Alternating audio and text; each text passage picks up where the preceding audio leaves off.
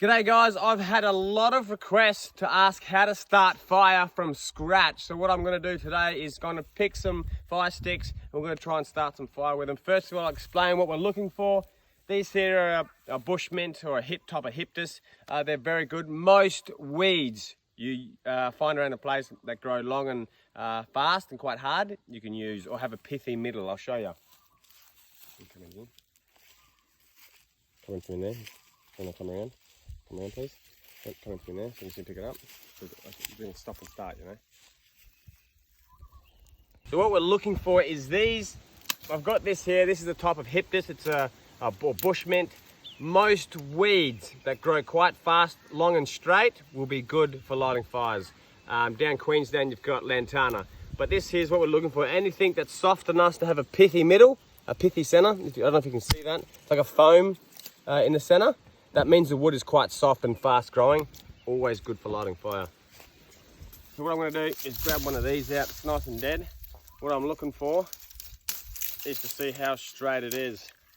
That is nice and straight. Then what we want to do is we want to find something thick enough to drill into. So there's a nice bit of root or a nice thick pit. I can use this to drill in, and that should catch ourselves a nice fire. And I'll show you how to get this set up. It is important to remember that you won't always find that pull cue straight stick. So I know that I said nice and straight is good, but remember sometimes it's going to be slightly curved, but the straighter you can find it, the easier it is to work. So now that I've found my fire sticks that I want to use, I'm going to go collect myself a bird's nest, which is what I'm going to use to collect the ember, the heat ember, and put it in. So this is how you start. So I've got the roughage, I just fold it in half. This is my thick stuff. I'm going to make the bird's nest inside here. So we start with the thicker stuff, and then I get some finer stuff like this, and I crumple it up until it's nice and fine. The finer we can get it, the easier it is to light. So I just mulch it all up in my hand. This is very important so that it can catch that ember and heat up. Put that in there. It's nice and fine. Now that I've got my bird's nest, what I want to do is I want to find some kangaroo poo or some sort of manure because it's nice and fine and powdery, and that can catch to the ember that you make really, really easily. I'll show you. Righto, these aren't chocolate balls, these are kangaroo poo. What we do is we crumble them up like this. Come here, have a look.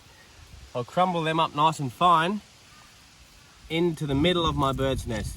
That way when the ember lands on that, it'll actually start to smolder and increase in size before catching the grass on fire.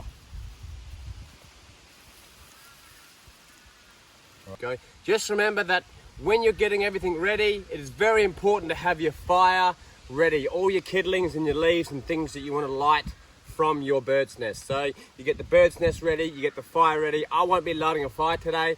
I'll just be lighting up the bird's nest. But you want to have all of that ready so that when you do get that little ember and your bird's nest catches on fire, you're then not trying to scrounge around to find some firewood to put on top of your little fire, your bird's nest, because you might only get one chance at this. Now I've got my nice straight stick that I'm going to be using as straight as I can. It's got a little bit of a bow in it, but that's fine. I'm going to use the back of the knife just to scratch it up a little bit and get off all these things here that will hurt your hands when you start rubbing it. These will give you a blister. So use the back of the knife and just smoothen them all off so they don't. If I use the blade, it might actually slice into my wood because it's very soft, and then I'll lose my stick. So I just want to scratch all them off, smoothing it down.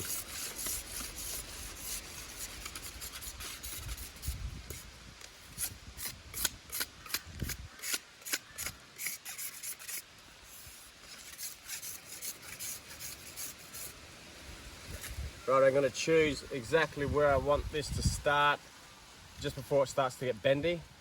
The least bendy you can have it, the better. And I'm going to make into a rough point. If I try and break it, it might snap in half and send a crack up the stick. We don't want that. So I want it to snap exactly where I want it. That's exactly where I want it to break. Perfect. Turn this into a bit of a pencil, not too sharp, because this is my drill. If it's too pointy, it'll just drill straight through your base plate or straight through the thing you're drilling into and into the floor. So we just make it rough. There we go.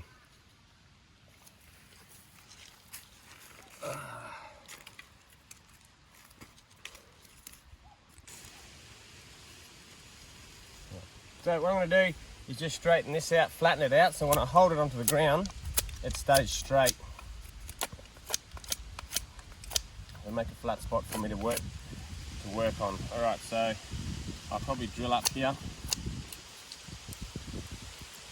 Wherever it sits nicely on the ground is where I'll focus on. I might actually start up here. So I'll make a flat spot up here. Flat spot on this side. Just remember when working with these knives, never to cut towards your leg or towards especially this area in here. Try and keep away from yourself and never cut towards yourself, alright? So there we go. Now that I've got that level, I know that's going to sit like that. What I'm going to do is make myself a little hole, or a hole for my drill piece to sit into, alright? So it's about in the dead center. I'm just going to make a little groove with a knife. And then make that slightly bigger.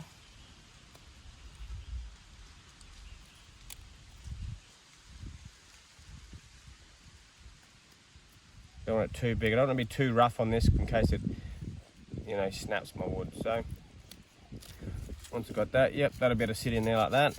Perfect. Now I'll make my groove for where my ember is going to form. And what we call is punk. Punk is the stuff that's like sawdust. As you drill it, it causes fine sawdust and comes out. So we're going to make a little groove in here so it can all fall out in the exact spot that we want it to fall out in. So take this piece of cake out, like a cake, a slice, all the way into the middle of almost to the dead center of where you're going to be drilling. Don't make it too big, otherwise it'll the drill will fall out, but just big enough so that, there we go. I don't know if you can see that. That'll, as I start drilling, the ember will fall out and form down here. Now we're just about ready to start practicing, or see if we can get ourselves a light. I've got a leaf here to help catch the ember. This is how I do it. I use my foot, rest it to hold it still and steady. Dust your hands up a bit to help get a bit of dust on there that stops it from getting blisters. Alright, I'll try and face this towards you actually if I can, so that you can see the ember forming. See if that will work. Righto, I'm going to put this in the hole and just get it gently pushed down and spin the drill. The way we do this is hands together, long strokes. If it's too short, you won't get enough spin. You want to do long strides as well as be pushing down at the same time. That way it'll cause friction down in here, hopefully heat up, and this stuff that's already starting to come out, you see that starting to come out there, that stuff there will light up and get too hot and then cause it to ignite. So there we go. Get yourself ready, deep breath, let's go.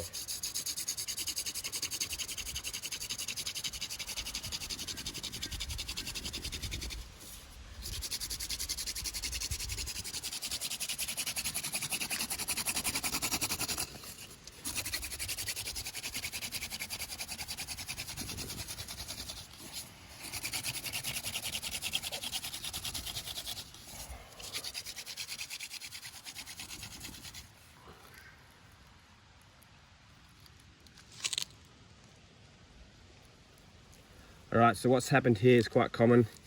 It's drilled almost all the way through, and it drilled a little bit too quick. That could have been because I had this too sharp. So I'm not going to sharpen this up much. I'm going to have to make a new hole in this again. This is very common, it happens all the time. So a little bit, it's just to stop the friction being on the outside. We want the friction to be on that end there. The friction, so that causes the heat and causes that stuff to come out. So what I'm going to do is I'm going to make another groove, another little thing for our drill to sit in. Don't be alarmed if that ever happens to you. It's quite common.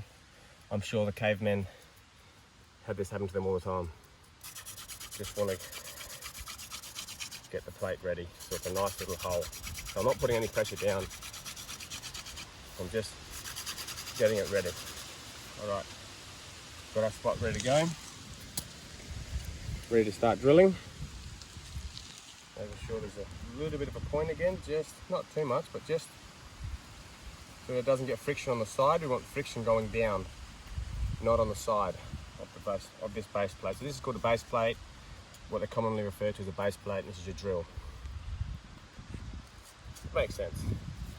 All right, let's make sure that's open and clear for my ember to fall down and into my plate. All right, we're ready for take two.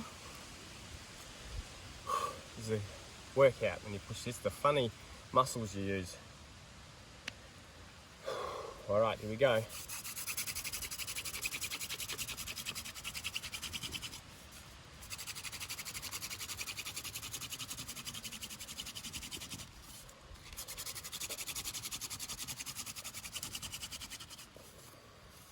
That was quick, that was a lot quicker.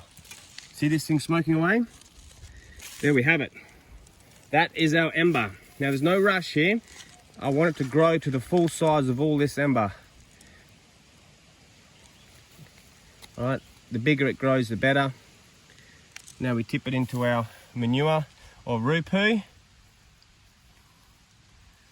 And that will actually grow sitting on that rupoo. I'm just going to give it a little bit of wind. Be careful not to blow it straight out the nest.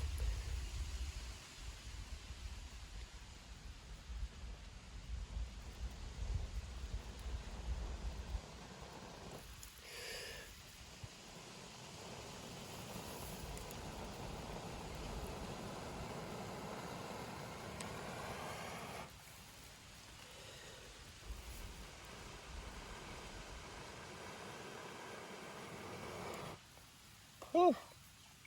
Let us. Whew.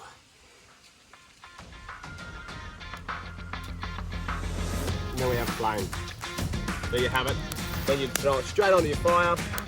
Away we go. There you have it, guys. If you got any questions, by all means, send them through and I'll see if I can answer them for you. Hopefully that explained everything.